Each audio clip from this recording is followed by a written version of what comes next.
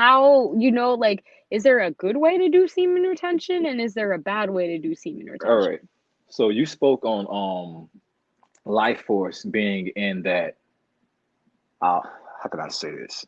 Ejaculation, or we're gonna be real here. What people call cum. Okay. A woman's cum contains life force that will do wonders for the male body. This is we're being real here. You're down there, you're doing that. It's like nectar, healing nectar. Okay. The more healthier that woman is, the more healthier her nectar will be. Okay. Now to dive into a little bit about the things that we eat, and I'm gonna touch on semen retention. The things that we eat that goes into that. You eat a lot of heavy meats, you drink a lot of beer, sodas, you smoke. All these things must leave your body, and they exit your body via your sexual fluids. Okay. So when people get together, they be like, "Oh man, it tastes like this, it tastes like that." That's a reflection of how they carry themselves. Okay. Now to move on to semen retention, I want people to understand this. And me and Esther just talked about this. I've done semen retention before on my channel. You can go research 30 days, releasing nothing. I've done that. I've made a lot of videos on semen retention. But here's the thing about semen retention, and this may be an unpopular opinion, it is what it is. I really think that a lot of people are trying to use that as a shortcut to spiritual growth, and it's not. It's not a shortcut to spiritual growth. It's not going to propel you to spiritual growth. It's not. Now, am I saying that you should go So around wait, releasing a bunch of? Go can ahead. I You got a jump in? question? Because like from Go what ahead. I've heard, some people think that like by holding their seed, they're gonna have like an enlightenment, like they're gonna have a kundalini rising. Like this is just what I've heard, right? Like I'm just I getting this got you. perspective. I So got you. yeah, I just wanted to jump in Um, and say that. hold it. First of all, holding on to that won't get you closer to enlightenment. It won't. Because I'm gonna ask you something. If you have a partner, how can you be on semen retention? How? Mm. That partner is going to want that type of connection with you, as they should. Okay. So how can you be on that? Like I told you before, women don't have semen. So what's their gateway? What's their shortcut? There, it doesn't work.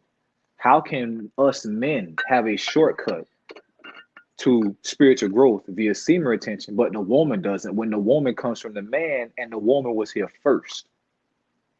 How does that work? That can't work. Okay. Now, does semen retention teach you discipline? Yes. Can it help you get your mind out of the gutter when it comes to sexual thoughts? Yes, it can do that. But it's not a gateway to spiritual growth. And here's the thing, and I see this in the semen retention community a lot. People will do what people call relapse, and people will just completely bash them and berate them because they released some energy. They'll do that and they'll make these people. And I've seen people make these videos. They feel like they can't do anything unless they're doing that, unless they're not releasing that energy. They feel like they can't do anything. They feel like they can't build an empire. They feel like they can't raise their vibrational frequency. They feel like they can't truly go within themselves. And that's not true. It's about balance. Okay. Remember what I told you guys. Spirituality must be in the forefront. Your sexuality must be behind. It must be behind. But if you're focusing on semen retention, what's really in front? What's really in front? Mm, Because you're focusing mm. so much on not doing that to the point where it can increase your chance of doing that because that's where your focus are. Where your focus flows, where your focus goes, energy flows. That's facts. Okay. So to nail this home about semen retention, it's neither good nor bad. It's an experience with a lesson. If you have a porn addiction and you feel like you have been doing and releasing that energy too much, semen retention can benefit you. It can help get your mind right. Okay, because now you're not releasing as much dopamine. Okay, it can do that for you, but it is not a shortcut to spiritual growth.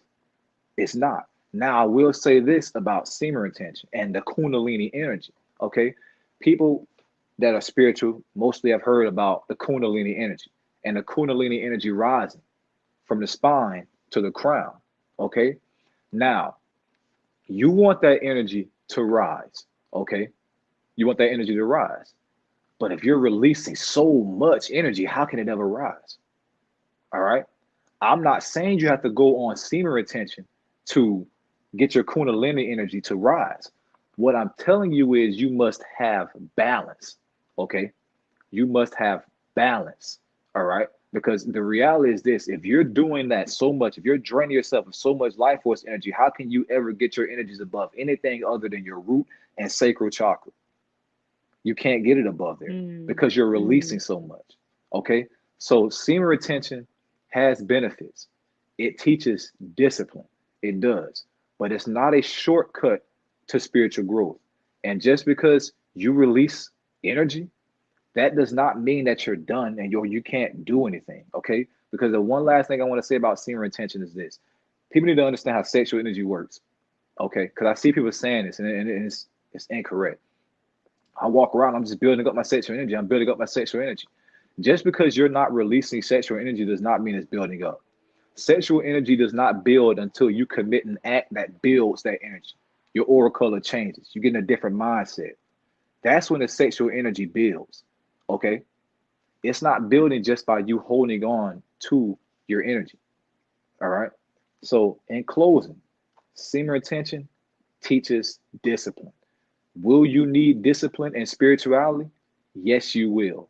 But do you have to be on semen retention forever to be spiritual, to raise your vibrational frequency, to tap in deep within yourself, and to experience a kundalini energy rising? I'm telling you this from experience. No, you do not. Okay. So that's my point on semen retention. Okay, awesome. All right. I feel led to share, I guess, on the other side of things. Like, I don't really think I respect and understand discipline is important. Like, again, the sexual energy is really fluid. It's easy to kind of see it wherever you go. You can pretty much inject sexual energy anywhere. That's why Rule 34 is a thing. So, with that being said, you have to have discipline when you are using this energy and knowing what you are directing it to. And I know I've talked before in a video about the Iago face and how that's actually correlated with the third eye and direct manifestation and was used during Atlantean times, and this is a little conspiracy theory, but it was used during Atlantean times to direct that energy for the weapons of war that they had. So there's like a whole other part of how you focus that energy and where it's going, because that is how it's going to be manifested. That's how the energy where it's going to flow to. And yeah, like the more I learn, and I think that there's that big idea of discipline, of actually holding yourself accountable. And it's okay because no one can always be perfect all the time. We are human, like we're gonna have temptations and sometimes we're gonna succumb to them. But being able to admit that and not be ashamed of it is That's again key. something really, really powerful. I feel like for females, it's a little different. We tend to be more open and like just historically, like shame is something always been there. So it's like, fuck it, bro. But Yeah. absolutely, like you want to make sure that you're using it, like you're using that energy correctly. For females, like, okay, you could go about and like be as loose as you want with your energy, but you're going to be creating things. You're going to be birthing things into this world, not just children, but like whatever ideas are in your mind. So if you're just using that energy and not actually paying attention to where that energy is coming from, how you're directing it, then you're indirectly, that's still going to pop up. That's still going to be created. So that's why it's so important that when you are releasing, you have a focus and that focus is resonating on the higher frequencies. Because, yeah, like 80% of the population, they're stuck in those lower chakras without realizing it. It's either they have a fear of not being able to let go of something, they're not really grounded. They just have so much energy with their sexual energy that they can't control it and it controls them emotionally, or they just have a really low sense of self-worth and don't understand that they're divine beings that came here for a mission. And I think that when we look at porn, we could see a lot of these things, like, and this is not to like throw any judgment or hate, because we've all been there, but like when Yeah. you watch porn, you don't feel grounded, you don't feel nurtured, you don't generally have a relationship that you can turn to that can help you in the way that you're looking for. You also are probably being run by your emotions to some side, because it's like, yo, I feel this way, so I'm gonna do this thing. I feel this way, so I'm gonna do this thing. And you're not actually being like, I feel this way, I'm gonna control my emotions, I'm gonna do the other thing.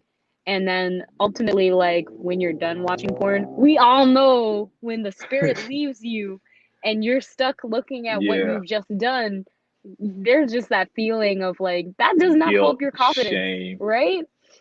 That is like the opposite of what we want. So there's a lot of energy that can be addressed and transformed when we look at these, and I know we're going to talk about that a little later. But Kundalini, like that is the serpent of energy that is in your spine and rising up.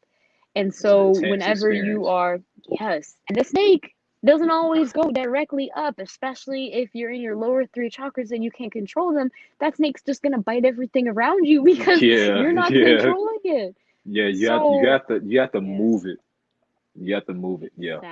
exactly. Like you have to actively like be like, all right, snake, we gonna move up. We're gonna use that Yeah. awareness and we're going to rise up. We're gonna rise in frequency, Yes. because if not, You're it's right. gonna bite you. It's gonna bite you. It's either gonna manifest in not feeling stable, whether it's you can't ground yourself in your manifestations or feel nurtured in the physical realm, or you're just literally being run by your emotions because you can't control them and you just don't feel like you're valued the way that you want to. These are all things that that snake, that serpent energy that comes with the Kundalini is showing a reflection. So it's just Mm, important to bring awareness to this. Like whether you practice semen retention or not, is where that energy is going. And like it doesn't matter what gender you are.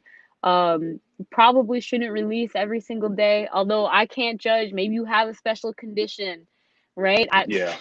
You know, but generally speaking, that's creating a tear in your aura, and that's actually the energy is leaking out of it. So instead of creating something that's benefiting you and building connections that are fostering more flow, it's generally like you can literally think of it as someone like pierced into your aura, and all of that energy, whenever you feel that sexual urge, the more that you actually get run by those emotions, the more you're creating a bigger and bigger hole in your aura, and that energy is leaking out of it. Yeah. So